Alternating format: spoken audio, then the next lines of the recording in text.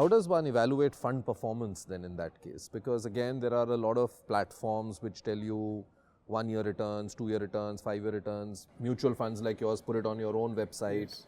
Yes. Is just the returns and the average returns the number that one should look at? Because most people tend to invest like that, right?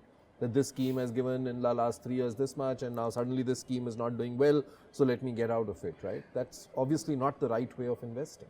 Yeah, I think it's a bit difficult for anybody. If I step into the shoes of someone who doesn't have much experience and who doesn't even an advisor, then I think it's very, very difficult to first to pick a fund, and second is having picked a fund, whether to stick to it or not, and how to evaluate the performance. Yeah. But if I were to do it as a beginner, let us say for some reason, either because of familiarity of brand, or because a fund is stacking up on returns, or because I am impressed with some communication, or because somebody recommended to me. Let's say whichever way I chance upon a couple of funds. I said that, okay, maybe I'll start with a couple of multi-cap funds. So let's say I chance upon 4 or 5 brand names or 4 or 5 funds, or maybe I make a short list, you scan all the returns for 3 years, 5 years, and make a short list of say 4 or 5 funds. But I wouldn't just straight away start investing in those funds having made the short list. What I would do is then I would visit their websites. And I would look for a section called investment philosophy. I would look for process. Even if I don't understand everything, what I would like to do is, I would try to look for consistency.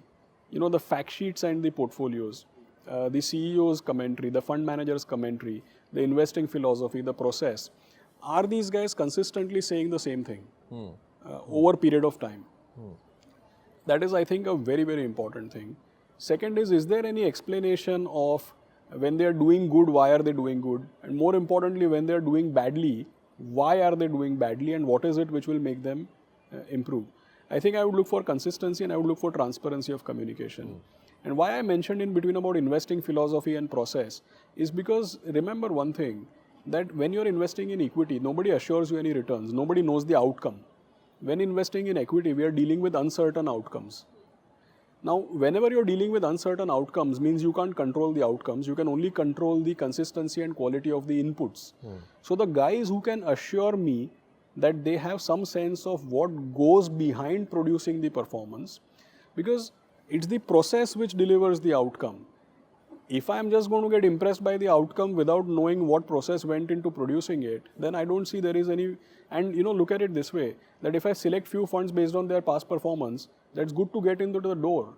But I am not concerned with their past performance. I am concerned with whether it is going to be replicated in future when I am actually invested. So how do I know it will be replicated or not? Only if I understand what's the process behind it, and are these guys adhering to the process, and are they explaining to me why they're doing well, and more importantly, do they communicate when they're doing badly? And would you say that there is a huge difference in processes across schemes, across fund houses?